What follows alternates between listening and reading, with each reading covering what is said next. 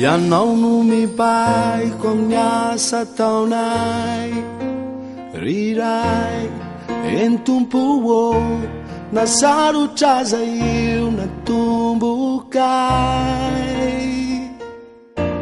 mba niandry ny mazava iposakindray izahay fa niasany satana mandrava o kivy izahay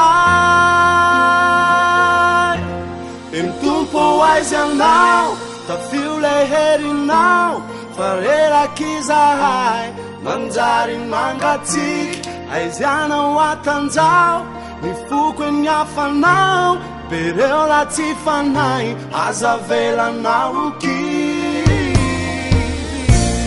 ny tomponay tsy toba tolory ny tananao ao satria mahoaiza moba malemy ao lay rasy te amotika trandry varerakizay miakivoko indraindray ipanenjikano indreo manakora ekeko eratrizay lay hoavy tsy mampanay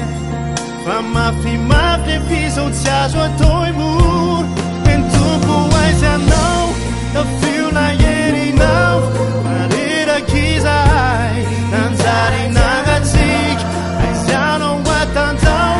mifoko eny afanao bereo raha tsy fanay zavelanao o kivy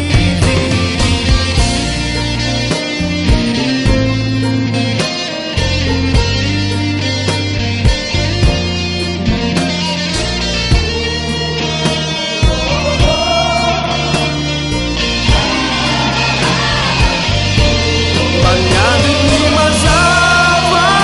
iposaka indray izahay niasany satana mandrava o kivy izahay eny tompo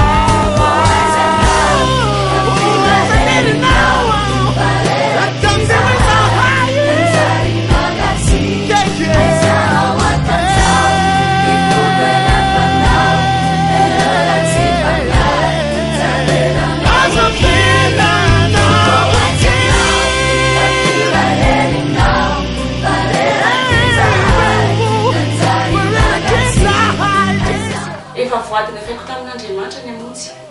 ary tsy maintsy vitako zany mandra-piala ny fofonaiky tombo aizy anao fa mafy ny adinay indraindray to lavo avody amin'ny tanam-pitiavanao mba tsy hopotraka ao ndreo faly amin'ny favoazako ny fahavalo fa ho mpandresiny dia hitsaka ahita ny voninahitra ao